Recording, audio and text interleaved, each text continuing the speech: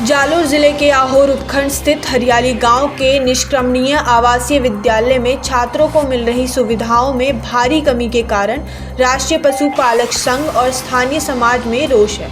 इस समस्या के समाधान की मांग को लेकर 25 नवंबर को जिला मुख्यालय पर एक बड़ी रैली निकाली जाएगी। ये रैली तिलक द्वार से देवासी छात्रावास से सुबह 10 बजे रवाना होकर कलेक्ट्रेट पहुंचेगी। विद्यालय में छात्रों को स्वच्छ पेयजल, स्वच्छता और पर्याप्त शिक्षकों जैसी मूलभूत सुविधाएं नहीं मिल पा रही है। छात्रों के स्वास्थ्य पर भी इसका बुरा प्रभाव पड़ रहा है।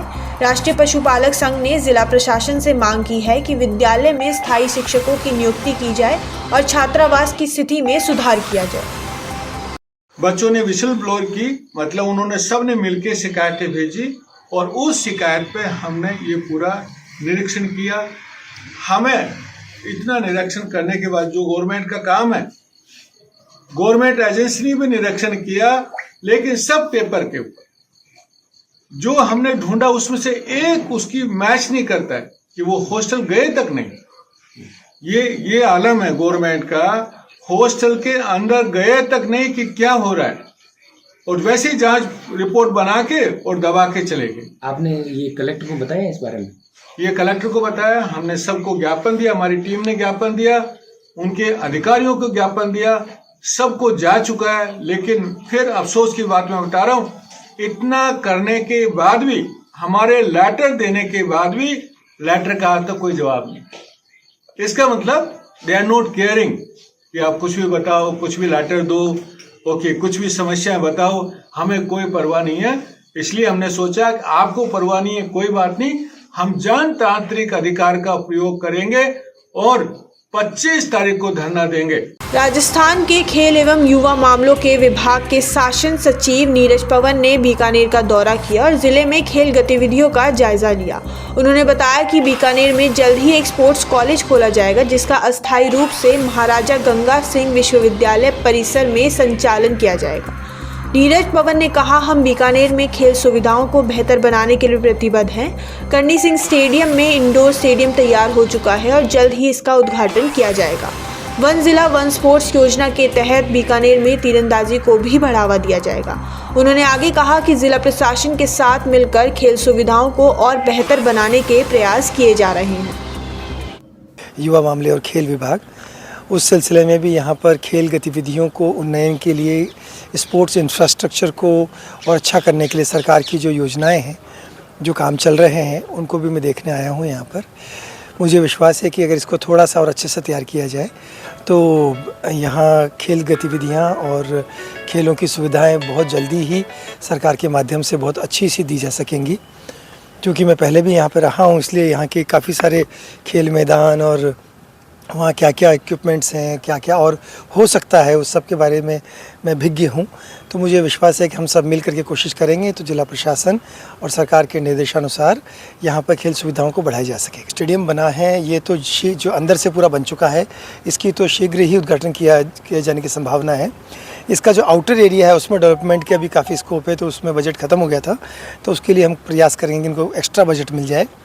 उसके अलावा जो पीछे वाला जो सलीम दुर्रानी बन रहा है, उसके भी प्रोग्रेस में देख के आया हूँ, शायद वो मार्च या अप्रैल तक बन जाने की संभावना है।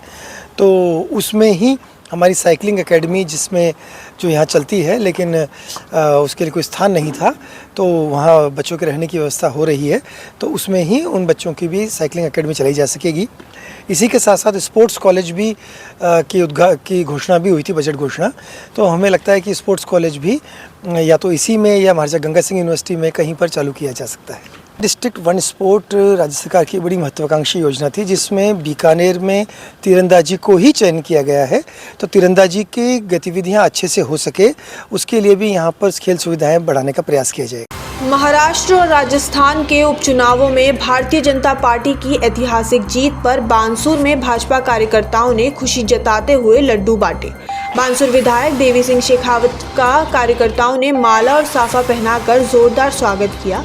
बानसूर विधायक देवी सिंह शेखावत ने कहा, प्रधानमंत्री नरेंद्र मोदी के नेतृत्व में महाराष्ट्र में भारतीय जनता पार्टी की ऐतिहासिक विजय हुई है। साथ ही राजस्थान में मुख्यमंत्री भजनलाल शर्मा के नेतृत्व में भाजपा ने 7 विधानसभा सीटों में से 5 पर जीत हासिल की है। विधायक ने कार्यकर्ताओं का आभार व्यक्त करते हुए कहा कि यह जीत भाजपा की ताकत और कार्यकर्ताओं के अथक संघर्ष का परिणाम है। इस मौके पर बड़ी संख्या में भाजपा कार्यकर्ता मौजूद रहे। आज भारतीय जनता पार्टी के सभी कार्यकर्ताओं के लिए बहुत खुशी का दिन है कि राजस्थान में 7 उपचुनावों में 5 में भारतीय जनता पार्टी को शानदार विजय मिली है। इसके लिए मैं भारतीय जनता पार्टी के हमारे सभी कार्यकर्ता बंधुओं का धन्यवाद देना चाहता हूं और सही मायनों में ये भजनलाल जी के जो 12 महीने की कार्य प्रणाली रही और उसमें जो जनहित के फैसले हुए, चाहे परीक्षाओं को नकल रोकने का मामला हो, चाहे गांव-गांव में सड़क के लिए उनकी सोच हो, चाहे ERCP योजना से पूरे राजस्थान को लाभान्वित करना हो, चाहे क्राइम कंट्रोल हो, गुड गवर्नेंस हो, सभी जगह भारतीय जनता पार्टी भजनलाल जी के नेतृत्व में राजस्थान में शानदार कार्य किया है।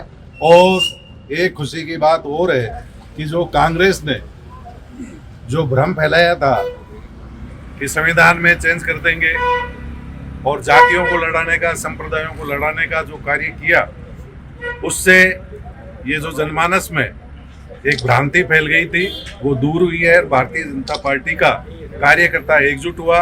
विशेष तौर पर रामगढ़ में पधारे हुए सभी बड़े नेता भूपेंद्र जी यादव, हमारे मुख्यमंत्री भजनलाल जी शर्मा साहब और सभी वहाँ प्रभारी हमारे जो भारतीय जनता पार्टी के नेता लगे हुए थे और सभी कार्यकर्ता बंधुओं ने जो जमीन पर रहकर कार्य किया, इसके लिए मैं उनका साधुवाद देना चाहता हूं। और पार्टी ने हम पर भी भरोसा किया और वहां भेजा। मैं अपने आप को सौभाग्यशाली समझता हूं कि इतने अच्छे कार्यकर्ताओं के बीच में रहकर मुझे भी पार्टी को सहयोग करने का मौका दिया। राजस्थान उपचुनाव में भारतीय जनता पार्टी की 5 सीटों पर जीत पर भाजपा कार्यकर्ताओं ने मुख्यमंत्री भजनलाल शर्मा के निवास पर जश्न मनाया। कार्यकर्ताओं ने आतिशबाजी कर इस ऐतिहासिक विजय का स्वागत किया। इस दौरान नगर निगम के नेता प्रतिपक्ष रूपेंद्र सिंह ने कहा, राजस्थान के मुख्यमंत्री भजनलाल शर्मा के 11 महीने के कार्यकाल को देखते हुए जनता ने अपना फैसला लिया है और भाजपा को 5 सीटें जिताई है। इस अवसर पर भाजपा कार्यकर्ताओं में भारी उत्साह देखने को मिला। उपचुनाव में भाजपा की जीत हुई है, इसके बारे में बताइए। आज बहुत ऐतिहासिक दिन है। आज 11 महीने की भजनलाल जी की सरकार पे जो चर्चा चल रही थी उस पर जनता ने मोहर लगा दिए। ये उन लोगों के लिए जवाब है जो कहते थे कि चुनाव करा लिए जाएं। चुनाव कराए गए, 7 में से 5 पर भाजपा की जीत हुई है। ये उन लोगों के लिए जवाब है जो पहले की सरकारों में मंत्री और मुख्यमंत्री रहे, 11 महीने में इस प्रकार के ऐतिहासिक काम करके आदरणीय भजनलाल शर्मा जी की सरकार ने दिखाए, जिसमें जनता ने अपना पूर्ण विश्वास व्यक्त किया है। और जो मूलभूत सुविधाएं थी, पानी की, बिजली की, सड़क की समस्याएं थी, उन सबको समाप्त किया है। पानी को लाने का काम किया है। शिक्षा में बेहतर काम किया है। परीक्षा में जो नकल और धांधली की थी, युवाओं के साथ धोखा हुआ था, उन सबको पकड़ने का काम किया है। इन सब कामों को जो 11 महीने में किए थे, जनता ने सबको सराहा है, स्वीकारा और आज उसको इनाम के रूप में आदरणीय यशस्वी मुख्यमंत्री भजनलाल शर्मा जी की सरकार को 5 सीट जिताकर 7 में से पुरस्कृत किया है। ये बहुत ऐतिहासिक दिन है। सभी भारतीय जनता पार्टी कार्यकर्ताओं की मेहनत है। सब संगठन के टीम के रूप में लड़े, उन सब कार्यकर्ताओं की मेहनत है। उन सब ने जो मेहनत की थी, उन सब के लिए आज बहुत खुशी का दिन है।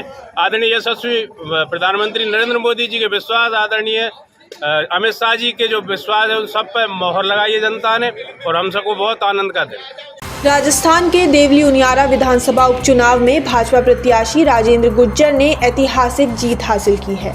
उन्होंने निर्दलीय प्रत्याशी नरेश मीणा को 40,000 से अधिक वोटों के अंतर से हराया और इस चुनाव में कांग्रेस प्रत्याशी केसी मीणा की जमानत भी जब्त हो गई। जीत के बाद सुबह बोरखंडी गांव के सावरिया होटल पर राजेंद्र गुज्जर के समर्थकों और शुभचिंतकों का तांता लग गया, जहां वे उन्हें बधाई देने पहुंचे। इस दौरान हमारे संवाददाता कजोड़ गुज्जर ने राजेंद्र गुज्जर से की खास बातचीत। प्रदेश की 8 सीटों में शामिल देवली उनियारा सीट जहां पर भारतीय जनता पार्टी ने ऐतिहासिक जीत दर्ज की है।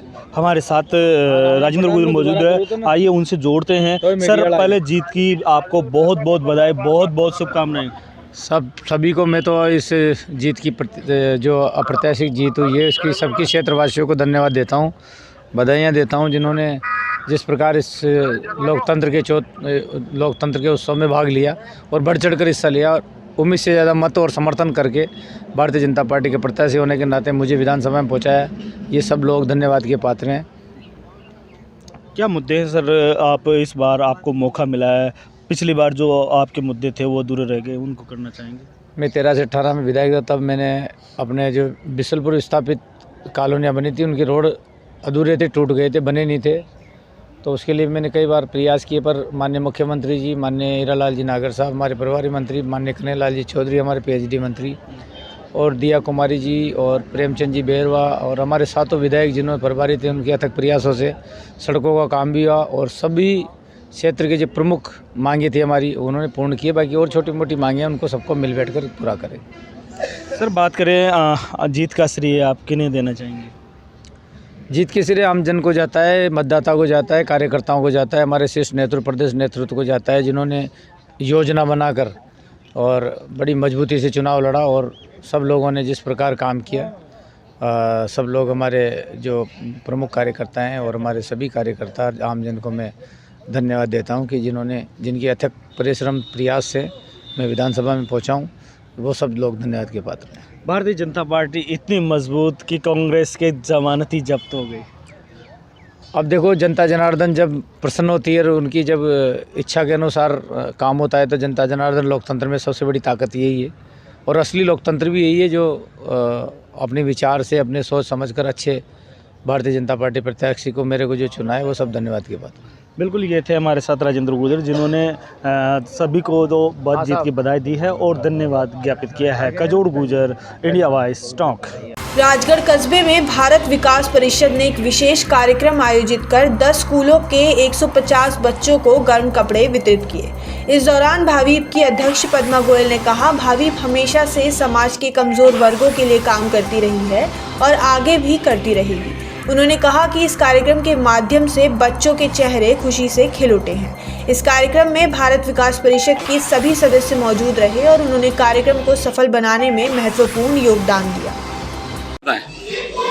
भारत विकास परिषद अपने सिद्धांतों के अनुरूप पिछले 22 वर्ष से जरूरतमंद बच्चों को गर्म वस्त्र वितरण कार्यक्रम करती आई है और इस बार भी बच्चों के 150 बच्चों को गर्म वस्त्र वितरण किए हैं। भारत विकास परिषद का उद्देश्य यही है कि जो समाज से वंचित है, पीड़ित है, उनका ज्यादा से ज्यादा सहयोग करें, उन्हें समाज की धारा से जोड़े और आगे लेके आए। कितने विद्यालय के छात्र थे?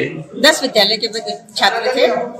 सभी विद्यालय से 15-15 बच्चे आए थे। 150 टोटल बच्चे थे और प्रतिवर्ष इतने बच्चों को हम गर्म वस्त्र वितरित करते हैं। जरूरत पड़ने पर इन्हें शूज वगैरह भी दिए जाते हैं। स्टेशनरी भी भारत विकास परिषद की तरफ से दी जाती रही है। जरूरतमंद महिलाओं को साड़ी भी वितरित की जाती है सब परिषद की तरफ से।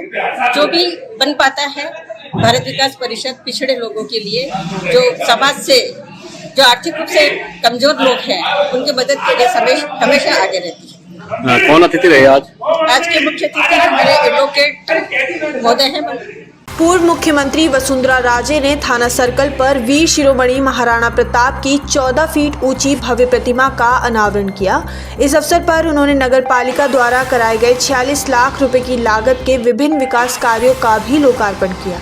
अनावरण समारोह में बोलते हुए श्रीमती राजे ने कहा कि महाराणा प्रताप की यह प्रतिमा उनके अदम्य साहस, बलिदान और भारतीय संस्कृति के प्रति समर्पण का प्रतीक है।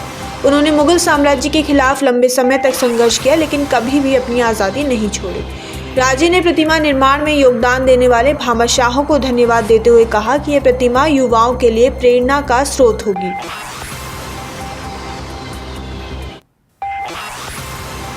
लक्ष्मणगढ़ क्षेत्र में पुलिस और गौरक्षकों की संयुक्त कार्रवाई में एक बड़ी सफलता मिली है। यहां दिल्ली मुंबई हाईवे पर एक पिकअप वाहन को रोका गया, जिसमें 5 गाय और 1 नंदी को अवैध रूप से ले जाया जा रहा था। वाहन चालक पुलिस को देखकर मौके से फरार हो गया और गौरक्षक अजय शर्मा के अनुसार उन्हें सूचना मिली थी कि एक पिकअप में गौवंशों को ले जाया जा रहा है। उन्होंने तुरंत पुलिस को सूचित किया और संयुक्त कार्रवाई करते हुए वाहन को रोका गया।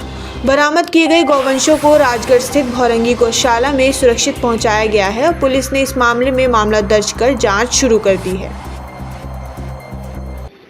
जय गौ माता जय गोपाल। आज की कार्रवाई हुई है लक्ष्मणगढ़ पुलिस व समस्त गौ रक्षकों द्वारा। आज एक पिकअप बरामद की है जिसमें 6 गौवंशों को बचाया गया है। गौवंशों को भोरंगी धाम गौशाला लेके आई थी पुलिस और गाड़ी को लक्ष्मणगढ़ थाने में जब्त कर लिया गया है। अजमेर के नसीराबाद में समाजसेवी राहुल सेन का जन्मदिन नसीराबाद और आसपास के क्षेत्रों में सेवा कार्यों के साथ मनाया गया। राजगढ़ भैरवधाम के मुख्य उपासक चंपालाल महाराज के पुत्र राहुल सेन ने अपने जन्मदिन पर बेसहारा गायों को चारा और गुड़ खिलाया, असहाय लोगों को भोजन पैकेट दिए और राजकीय सामान्य चिकित्सालय में मरीजों को फल वितरित किए। छावनी परिषद के पूर्व चेयरमैन योगेश सोनी ने राहुल सेन को जन्मदिन की शुभकामनाएं दी और इस अवसर पर चंपालाल महाराज ने योगेश सोनी के पिता के निधन पर शोक व्यक्त किया। राजस्थान के ऊर्जा मंत्री हीरालाल नागर ने 12 से झालावाड़ जाते समय लटूरी हनुमान आश्रम और भोजपुरा चामुंडा माता मंदिर पर रुककर ग्रामीणों और जनप्रतिनिधियों से मुलाकात की। ग्रामीणों ने विभिन्न विकास कार्यों की मांग की, जिनमें 33 kV GSS का निर्माण, इंटरलॉकिंग कार्य, सड़कों का निर्माण और ट्रांसफार्मर लगाना शामिल है। मंत्री नागर ने ग्रामीणों की समस्याओं को सुना और उनकी मांगों पर सकारात्मक विचार व्यक्त किया। उन्होंने मोईकला में 33 kV GSS पर 5 MVA का अतिरिक्त ट्रांसफार्मर जल्द लगाने का आश्वासन दिया है। रायसिंह नगर विधानसभा क्षेत्र में मतदाता सूची पुनरीक्षण अभियान के तहत मतदान केंद्रों पर BLO बूथ लेवल ऑफिसर द्वारा नए मतदाताओं के पंजीकरण के लिए अभियान चलाया गया। इस दौरान निर्वाचक पंजीकरण अधिकारी एवं SDM सुभाष चंद्र चौधरी सहित अन्य अधिकारियों ने मतदान केंद्रों का निरीक्षण किया। SDM सुभाष चंद्र चौधरी ने निरीक्षण के दौरान BLO को निर्देश दिए कि वे मतदाता सूची में नए मतदाताओं का पंजीकरण करें और पुरुष तथा महिला मतदाताओं के बीच मौजूद गैप को कम करने के लिए विशेष प्रयास करें। इस अभियान का उद्देश्य मतदाता सूची को और अधिक सटीक और समावेशी बनाना है, ताकि आगामी चुनावों में सभी योग्य मतदाता मतदान में भाग ले सकें।